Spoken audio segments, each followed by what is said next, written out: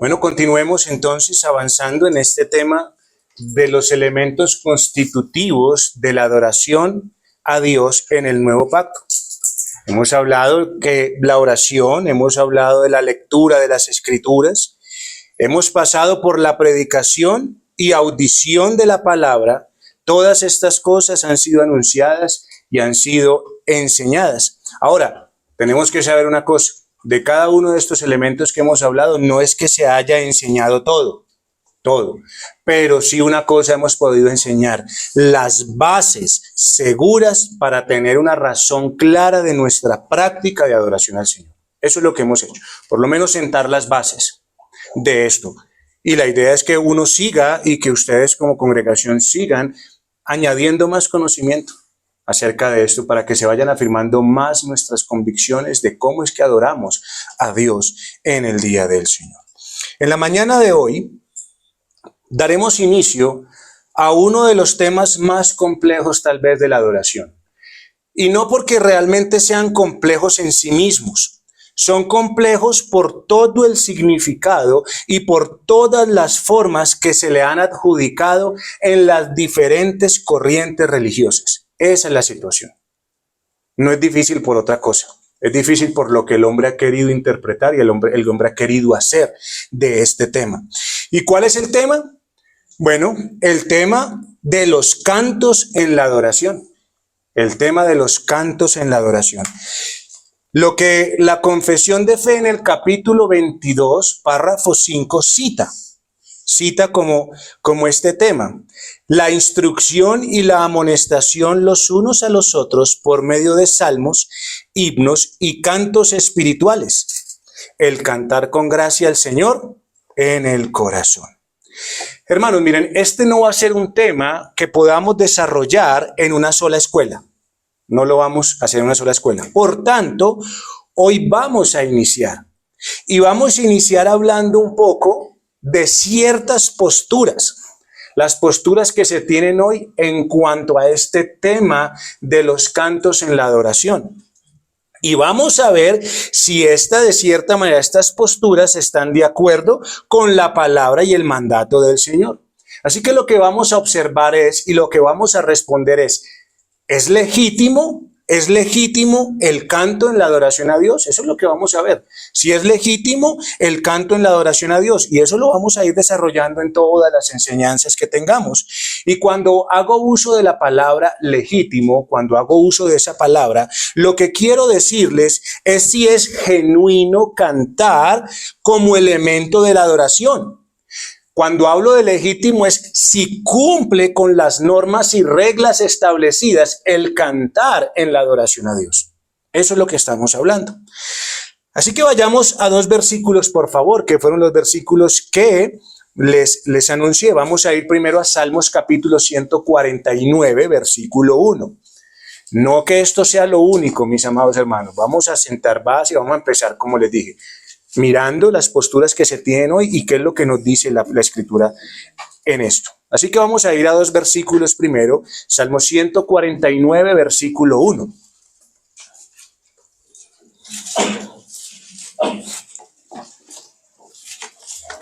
¿Qué nos dice la Escritura en Salmos capítulo 149, 1? Nos dice: cantad a Jehová cántico nuevo, su alabanza sea ¿en dónde? En la congregación de los santos. Así que ya creo que terminamos la enseñanza. ¿Son legítimos los cantos en la adoración? Amigos queridos, oremos al Señor. ¿Sí o no? ¿Qué más razones les voy a dar? Efesios capítulo 5, versículo 19. Efesios capítulo 5, versículo 19. Este es uno de los pasajes que nos da la confesión de fe para apoyar precisamente lo que se da como elemento constitutivo de la adoración en cuanto al cántico. Y Efesios capítulo 5, versículo 19, nos dice a nosotros lo siguiente. Es bueno, hermanos, que ninguno nos quedemos sin poder, en estas partes no nos quedemos ninguno sin leer las Escrituras para que veamos que es el Señor el que habla esto. Dice así: hablando entre vosotros con salmos, con himnos y cánticos espirituales, cantando al Señor ¿en dónde? En vuestros corazones. Entonces, hermanos, aquí tenemos no todo el argumento, pero sí una base para manifestar que tanto en el Antiguo Testamento como en el Nuevo Testamento se hace una referencia clara al mandato de cantar al Señor como pueblo suyo reunido. ¿Estamos o no estamos? Porque mire que dice que en la congregación de los santos en el Antiguo Testamento y en el Nuevo Testamento en Efesios no habla en singular, habla en ¿qué? Plural. Así que deseo iniciar desde aquí, hermanos, debido a que el tema de la alabanza ha estado sujeto a controversia. Hoy vamos a ver, como le digo, ciertas posturas. Y cuando yo traigo estas palabras, como le oraba ahorita el Señor, para usted tal vez de pronto hoy no sean fáciles de entender, pero yo no voy a dejar de decirlas porque es necesario decirlas y es necesario que usted y yo empecemos a ejercitar nuestra mente. Así que todo este tema de la alabanza ha estado sujeto a controversia. Y una controversia no nacida de un estudio de las Escrituras, sino que esto ha generado controversia porque viene de posiciones propias y movidas por factores y circunstancias que no hacen honor al llamado bíblico. Y es triste observar cómo mucho de lo que es la alabanza en las congregaciones hoy está sujeto simplemente a opiniones y trasfondos culturales. Es triste, hermanos, pero es lo que se ve. Es lo que se ve. Pero la Escritura, tanto en el Antiguo Testamento como en el Nuevo Testamento, también nos da instrucciones respecto a esto. ¿Qué les estoy diciendo?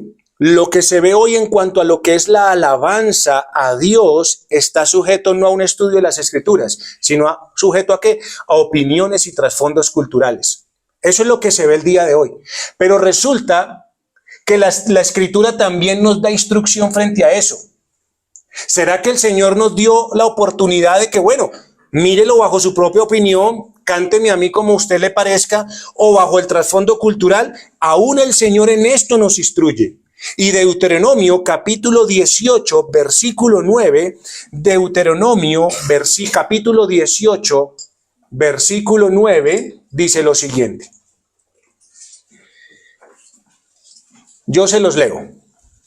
Cuando entres a la tierra que Jehová tu Dios te da, no aprenderás a hacer según las abominaciones de aquellas naciones.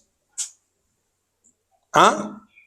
Cuando entres a la tierra que Jehová tu Dios te da, o sea, el lugar que Dios les prometió que los iba a llevar, ¿para qué? Para que ese pueblo pudiera ¿qué? Adorarlo, porque ya lo vimos, ¿recuerdan? ¿Qué es lo primero que le dice el Señor? No aprenderás a hacer según las abominaciones de aquellas naciones. Entonces, ¿podemos adorar a Dios según los trasfondos culturales? Son abominaciones delante de Dios, hermano. Ya, desde ahí usted tiene que saber eso. Pero no solamente lo voy a mostrar en el Antiguo Testamento, se lo voy a mostrar en el Nuevo Testamento. Romanos capítulo 12, versículo 2. ¿Qué es lo primero que dice esos versículos? Que eso lo conocemos, eso ya no lo sabemos en nuestra mente. ¿Qué dice Romanos capítulo 2, capítulo 12, versículo 2 al principio? No os conforméis a este siglo. Hermano, ¿dónde dice el Señor que la adoración a Él o en la parte de la alabanza es según opiniones o según el trasfondo cultural? ¿Dónde? Si el Señor también nos da instrucciones frente a esto. Así que es claro, mis hermanos, que nosotros no tenemos la última palabra en este asunto. Y de seguro que nos encontraremos con diferencias con algunos hermanos en cuanto a lo que digamos es la adoración y alabanza al Señor. Pero usted y yo, aunque tengamos diferencias de pronto en formas con algunos hermanos, lo que sí sé es una cosa, que la iglesia del Señor Jesucristo busca acercarse lo más posible al estándar bíblico y también mirando la historia de la iglesia, porque tenemos esos ejemplos. El canto congregacional o el canto en la adoración a Dios es uno de esos elementos gloriosos de la adoración a Dios, sinceramente. Sin embargo, no es el único. Y esa es una de las cosas que uno tiene que empezar a atender y entender, porque en lo que se ve el día de hoy en la religión moderna, esto es lo que más toma preeminencia. Y bueno, ya uno entiende, eso tiene otras implicaciones, ya después las vamos tal vez a nombrar. Pero no podemos dar por sentado nada aquí, hermanos, en cuanto a lo que es el canto. No simplemente podemos decir que porque ya leímos esos pasajes, entonces ya está. No demos nada por sentado en este tema. ¿Para qué? Para no entrar en errores que lleguen a profanar la adoración al Señor. Así que en este estudio del tema de los cantos, buscaremos llegar a la conclusión que lo que hacemos esté ordenado y regulado por el Señor. Esa es la idea. Esa es la idea, no hay otra. Entonces, ¿qué les dije? Que vamos a ver que algunas posturas, ¿cierto?, que rigen hoy prácticamente lo que es la adoración religiosa. Estas son las posturas que vamos a ver. Y que hacen referencia a este tema. Y mire, voy a leerles, no les voy a dar nombres, pero es gente conocida. Y un hombre escribe lo siguiente bajo el título de un libro que dice: hermanos, centren la atención, o de un capítulo que dice: hermanos, centren la atención en la esencia de la adoración y no en sus formas. Esto lo habla un reformado muy reconocido a nivel mundial. Muy reconocido a nivel mundial. ¿Qué dice él según esto? Bajo este título: hermanos, centren la atención, ¿qué? En la esencia de la adoración y no en sus formas. Mire desde ahí. Mire desde ahí. ¿Él qué dice? Él dice lo siguiente: en el Nuevo Testamento, el Nuevo Testamento no habla en absoluto sobre las formas externas de adoración colectiva, y sí de la intensificación radical de la adoración como experiencia íntima del corazón dirigida a Dios. Este silencio, dice él, este silencio en cuanto a las formas exteriores resulta obvio en el hecho de que la vida colectiva de la iglesia nunca se llama adoración en el Nuevo Testamento. Entonces vuelvo y le digo, yo lo que le estoy diciendo es que usted tiene que escuchar estas palabras. Yo trato de entenderlas, ¿cierto? Y yo voy a tratar de darle a usted una guía, pero es necesario que usted las entienda, porque este lenguaje es muy recibido.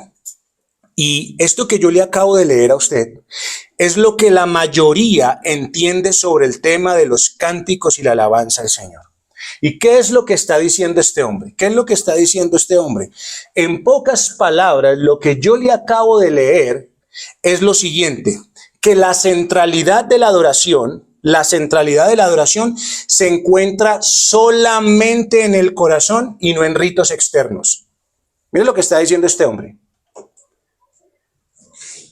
Ahora, usted tiene que pensar qué es lo que usted piensa, según esta declaración, lo que yo le estoy diciendo. La centralidad de la adoración se encuentra solamente en el corazón y no en ritos externos. Por eso le digo, es bueno que usted piense. Y yo soy consciente de algo. Esto tiene cierto grado de verdad. Cierto grado de verdad. Yo sé que Dios mira el corazón. Yo lo sé. Pero este hombre está dejando a un lado las regulaciones que Dios dio para la adoración.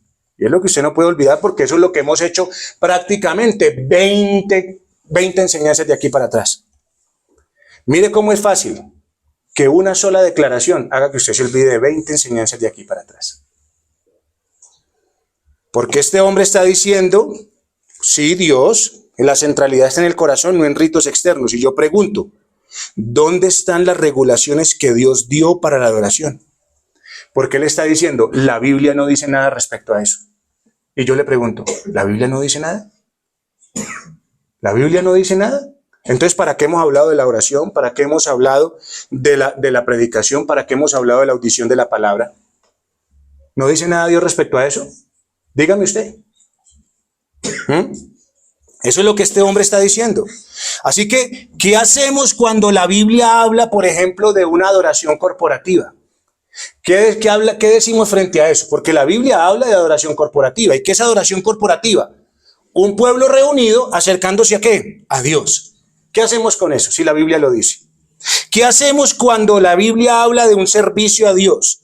¿Qué hacemos cuando la Biblia habla de un culto a Dios? ¿Qué hacemos cuando la Biblia habla de sacrificio a Dios, de darle gloria a Dios, de cantar a Dios? Yo le pregunto, ¿Eso no son formas? ¿Eso no está instituido y regulado en las Escrituras? Para que este hombre diga que el Nuevo Testamento no habla nada de eso.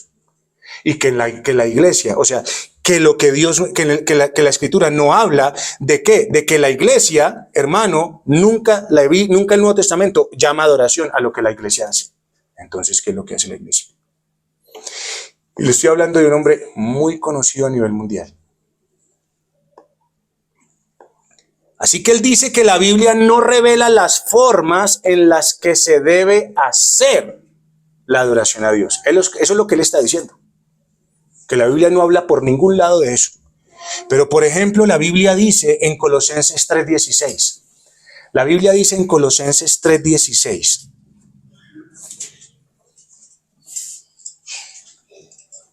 ¿Qué dice la Biblia en Colosenses 3:16? La palabra de Cristo more en abundancia en vosotros, enseñándoos y exhortándoos unos a otros en toda sabiduría, cantando con gracia en vuestros corazones al Señor con salmos e himnos y cánticos espirituales. Dígame una cosa. Yo veo aquí revelada la manera en que se debe de hacer. Yo la veo revelada. A menos de que usted me diga que no. Pero si usted me dice que no, entonces no sé cómo vino. Preparado. Aquí nos muestra los medios con los que debemos hacerlos.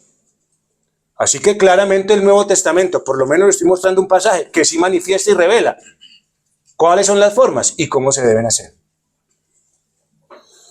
Además, la Biblia enseña en primera carta a los Corintios, capítulo 14, versículo 40, un principio muy importante. Primera carta a los Corintios 14:40 enseña un principio muy importante. ¿Cuál es el principio importante? Ese pasaje dice, pero hágase todo decentemente y con orden.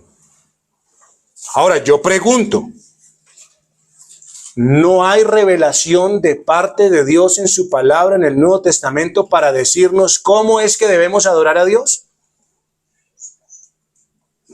Entonces, ¿qué es lo que? Entonces, ¿está centrado solamente en el corazón y no en ritos externos? Según la declaración de este hombre, según lo que acabamos de hablar y ver en las Escrituras.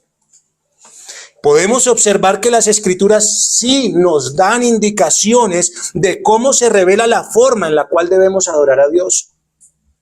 Este hombre lo que está haciendo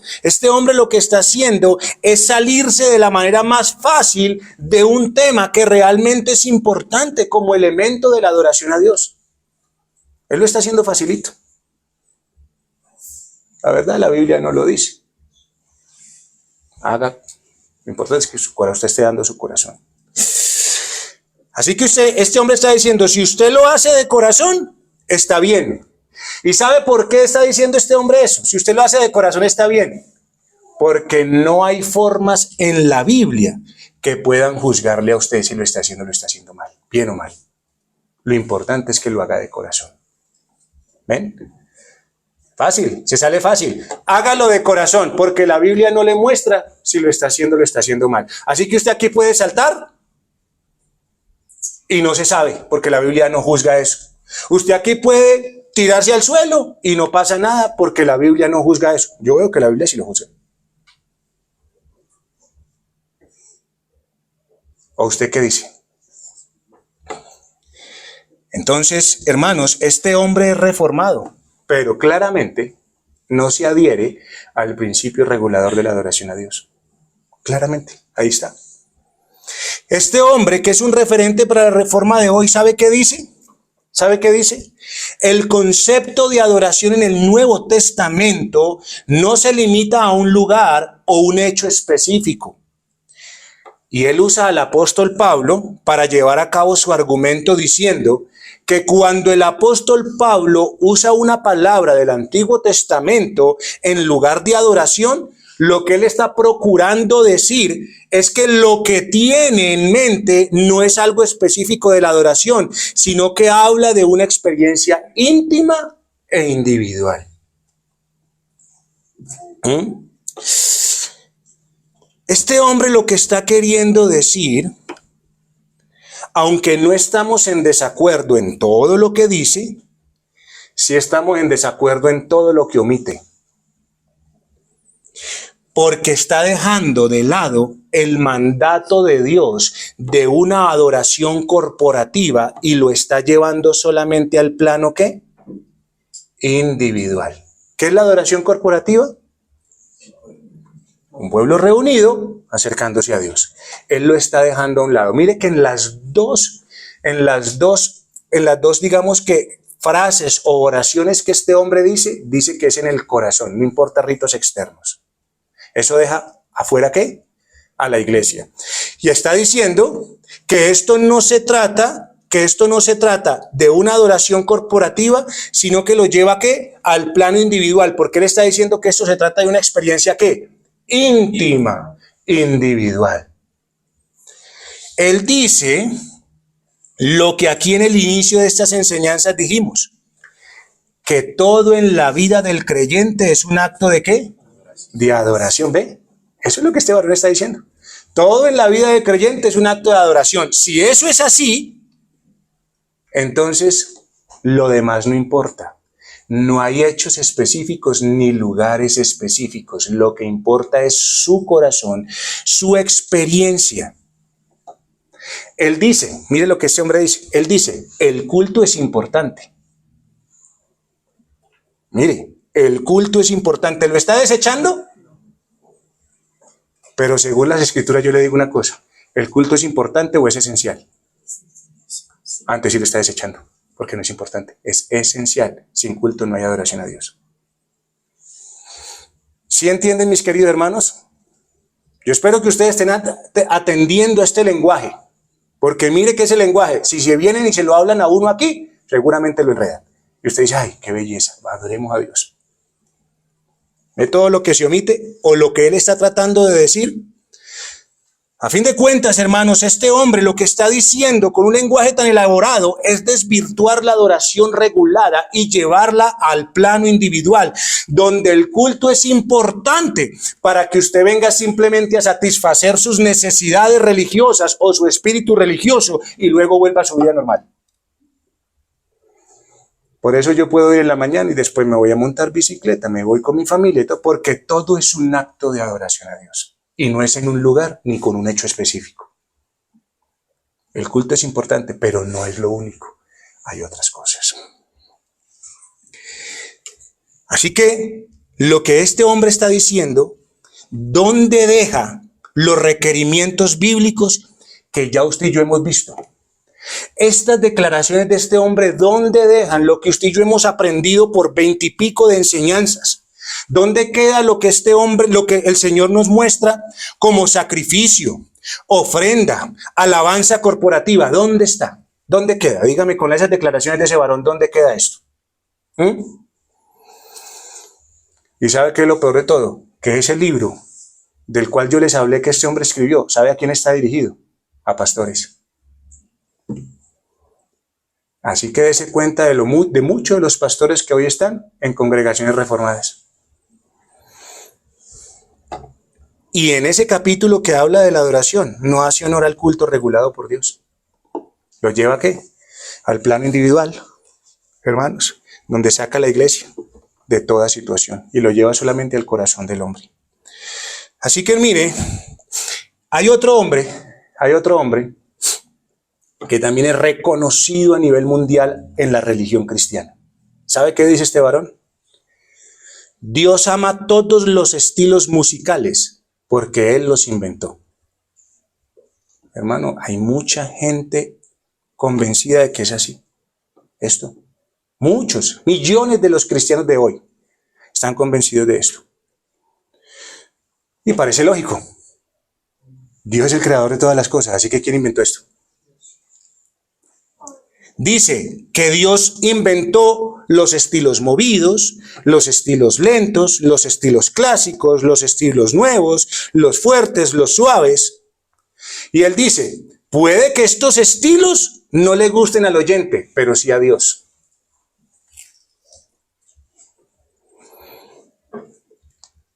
Él dice, Los cristianos suelen no ponerse de acuerdo acerca del estilo de música a usarse en la adoración y defienden apasionadamente su estilo preferido como el más bíblico, pero no existe un estilo divino. Mire lo que ese varón está diciendo. Mire lo que ese varón está diciendo. ¿Usted entiende por qué razones que pasa lo que pasa el día de hoy? Usted está mirando esto y lo está mirando a la luz de lo que pasa el día de hoy en medio de la religión cristiana. ¿Y por qué se ve lo que se ve? Porque si no hay un estilo divino, entonces ¿qué? Hagamos fiesta, mío. Que a Dios todo le gusta.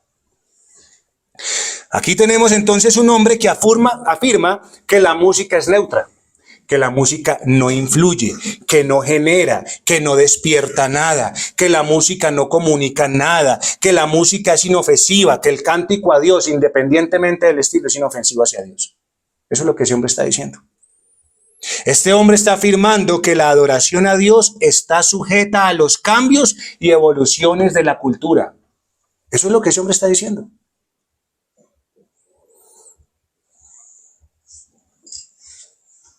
Y yo le digo una cosa, ¿dónde queda Deuteronomio, que acabamos de leer? ¿Dónde queda Romanos, que acabamos de leer? ¿Dónde queda eso? En este mismo camino, en estas posturas, se dice lo siguiente, en este mismo camino. Mire que no nos vamos a salir, vea, son reformados, otros son de aquí, pero todos tienen al final el mismo pensamiento. Mire, en este mismo camino se dice, la adoración que agrada a Dios es la que se acerca a Él para recibir. Lo busca de esta manera porque nada puede darle a Dios y nada puede satisfacerle como Dios mismo. La adoración es un acto de recepción. Yo quisiera hacerle a usted un examen de eso. Yo quisiera ponerle a usted esta frase y que usted me la respondiera. Y no respondérsela yo. Yo quisiera hacer eso. Pero ya saben, se lo he dicho. Yo soy el pastor y vine a enseñarles, por lo tanto, hoy les enseñaré. Estas palabras, para una mente que no reflexiona, y que es lo que desafortunadamente pasa en muchas iglesias, para una mente que no viene a meditar, para una mente que no viene a discernir, son palabras muy bonitas y son palabras que aparentemente son muy espirituales. Pero para una mente que ¿qué? Que no reflexiona, que no medita y que no discierne. Pero realmente esta declaración va en contra de todo lo que hemos estudiado aquí desde el principio. Porque ¿dónde dice la Escritura que como no podemos darle a Dios nada, vengamos solamente a recibir? Dígame dónde dice la Biblia eso. Dígame dónde yo les he enseñado a ustedes eso en la Biblia. Que como nada podemos ofrecerle a Dios, solamente vengamos a recibir. Mire lo que dice Romanos capítulo 12, versículo 1. Vamos a Romanos capítulo 12, versículo 1.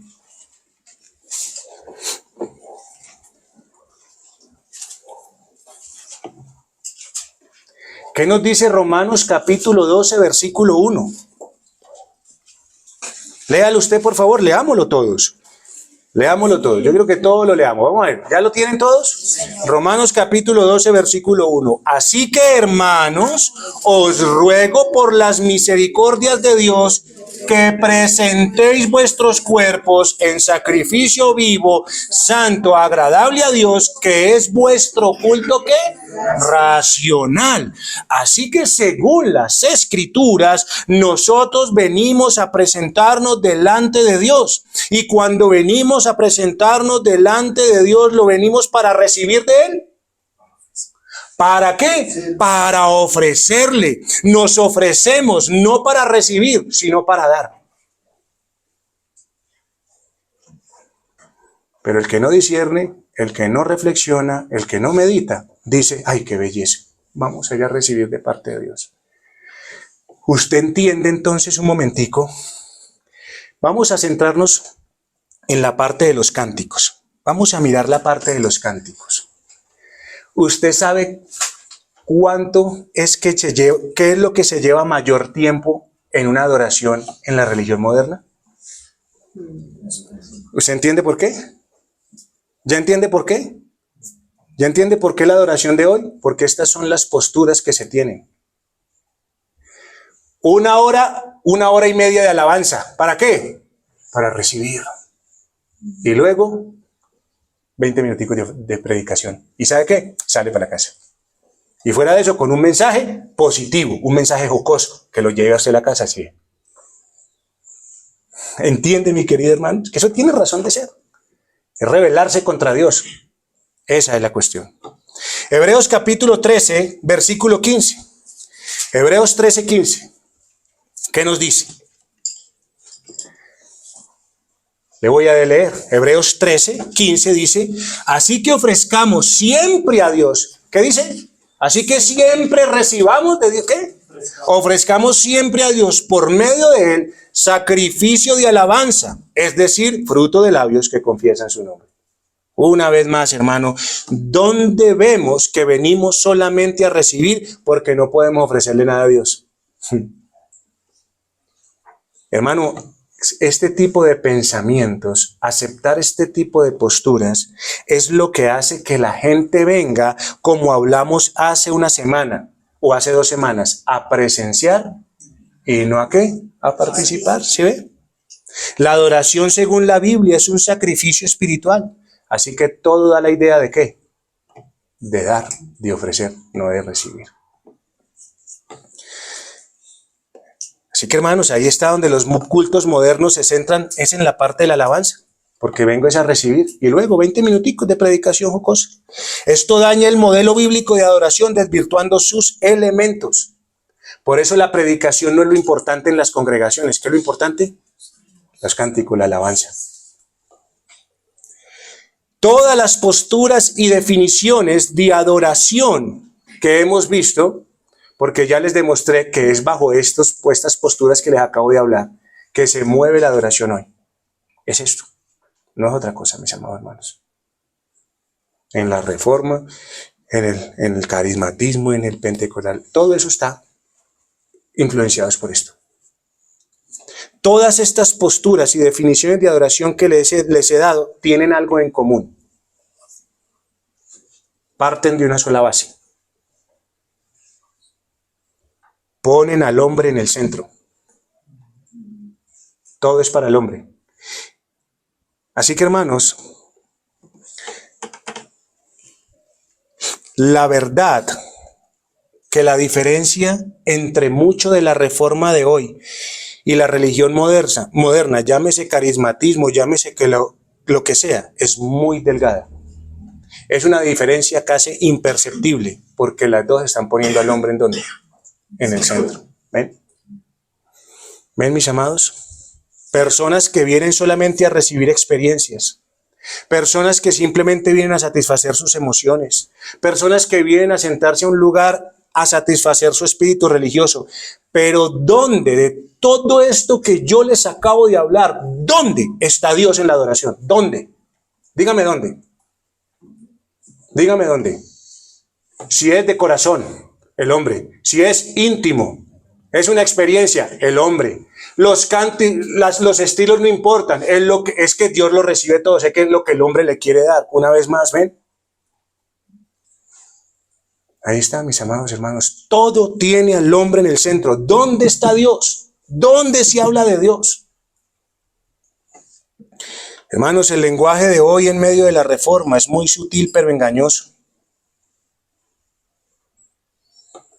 Ellos dicen lo siguiente, mire. Y esto sí que ya es la tapa. Ellos dicen, imponemos patrones o modelos de cultura diferentes a las nuestras, lo cual no es malo, si al final llega e impacta una cultura. Vea, este es el pensamiento. Dicen, al no hallar en las escrituras los asuntos particulares de la adoración, ¿ve? ¿De dónde viene? De que la Biblia en el Nuevo Testamento no revela nada de lo que es la adoración a Dios. ¿Cierto? Entonces, como no se hallan en la escritura los asuntos particulares de la adoración, Debemos hallar principios, dicen estos hombres, y desde allí pedir sabiduría a Dios de cómo implementarlo en las circunstancias y la cultura. Metieron a Dios, por fin. ¿Qué están diciendo? Una congregación puede ser mayormente joven. Otra congregación puede ser mayormente anciana. Puede ser mayormente indígena. Puede ser de una u otra manera. Por tanto, cada una tiene sus formas. Hermanos, ¿ven lo que pasa? Una vez más, ¿dónde nos dice la Biblia que las formas de adoración deben ser tomadas de mirar las culturas o las circunstancias? ¿Dónde está? Vaya un momentico a Deuteronomio capítulo 12, hágame el favor. Deuteronomio capítulo 12. Vaya, por favor.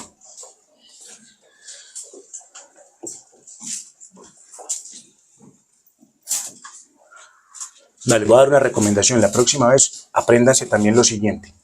Apréndanse las abreviaturas de los libros de la Biblia. Deuteronomio, DT. DT 12, 9 ya. Y usted rapidito va a la Biblia. ¿Sí? Listo. Deuteronomio 12, versículo 29 al 32.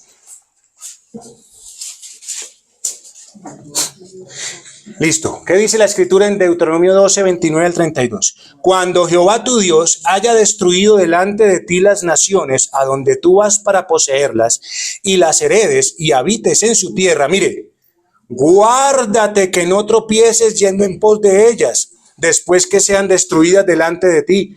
No preguntes qué acerca de sus dioses diciendo, de la manera que servían aquellas naciones a sus dioses, yo también les serviré.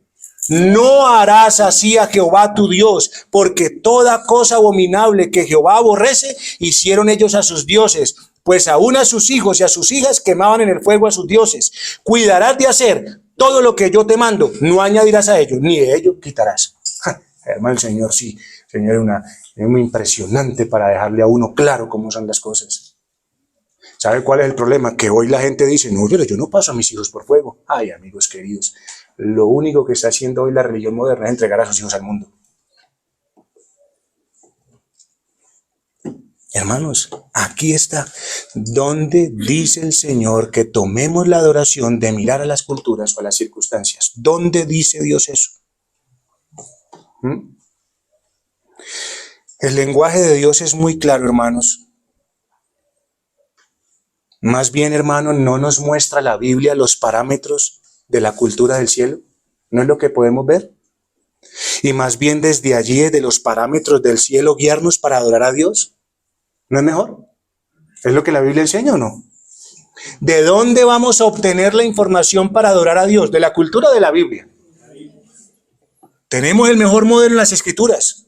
¿Sabe qué es lo que pasa? Que hay que estudiarlas. Por eso les dije que estas posturas no vienen de un estudio de las Escrituras, sino de posiciones y de ¿qué? De circunstancias, de culturas, de trasfondos culturales.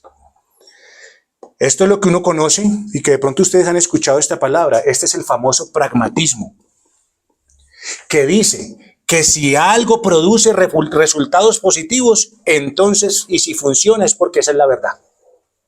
Ese es el pragmatismo. Por eso es que la adoración de hoy se acomoda al hombre, su cultura, donde la religión es inclusiva y por eso es que funciona. Por eso es que las iglesias están llenas. Entonces, si ellos tienen iglesias llenas, ¿ellos están en qué? En la verdad. Usted y yo acá estamos equivocados porque somos poquitos. Una vez más, hermanos, podemos ver que no hay nada de Dios en cada una de estas posturas. La iglesia tiene un llamado claro: ser columna y baluarte de la verdad, lo que implica que antes de rendirnos a la cultura, lo que debemos hacer es derribar los muros culturales corrompidos de este mundo y ofrecer un lenguaje correcto para adorar a Dios. ¿No es lo que hemos hecho? ¿No es lo que hemos tratado de hacer? La cultura nuestra, una cultura perversa y corrompida. Todo tiene que salir. Todo. No rescate nada de su cultura. No lo rescate, por favor. ¿Dónde le dijo Dios? Bueno, Melkin, como usted va a llegar a Ipiales como pastor, vaya y pregúntele a ellos cómo es que hacen. ¿Qué me dijo el Señor en Deuteronomio? No les pregunte nada, vaya y dígale lo que yo les mandé a hacer. Amigos queridos, así es. Romanos 15:6 dice lo siguiente. Dios nos ha dado los parámetros. Dios nos ha dicho cómo debemos adorarle, con un lenguaje correcto. Romanos 15:6 dice, para que unánimes, a una voz, glorifiquéis al Dios y Padre de nuestro Señor Jesucristo. ¿Cuántas voces? Solo una, la de Dios, no la de los hombres. Así que, hermanos queridos, Cristo vino a derribar toda corrupción en la adoración a Dios. Por eso fue que el Señor volteó con furia las mesas de los cambistas que volvieron una cueva de ladrones, lo que debía ser la casa de Dios. Cristo vino a derribar los muros culturales para imponer el reino de Dios en los corazones. Cristo vino a tomar un pueblo para que como un cuerpo o un solo hombre unido adoráramos a Dios según sus parámetros. Así que con esto termino. Habiendo mostrado las posturas que hoy rigen la mayoría de los círculos cristianos en la actualidad, de personas y congregaciones que afirman están a favor de la sola escritura, ¿pero qué? Eso que yo les acabo de nombrar es gente que dice sola escritura, y lo tienen puesto a grande. Y yo le pregunto, ¿dónde está esa profesión? ¿Dónde está esa profesión? Donde Dios no estaba por ningún lado, ni las escrituras por ningún lado. Así que, hermanos, habiéndole puesto a usted estas posturas, ¿cuál es la postura suya? ¿Cuál es la postura suya? Oremos al Señor, mis hermanos queridos.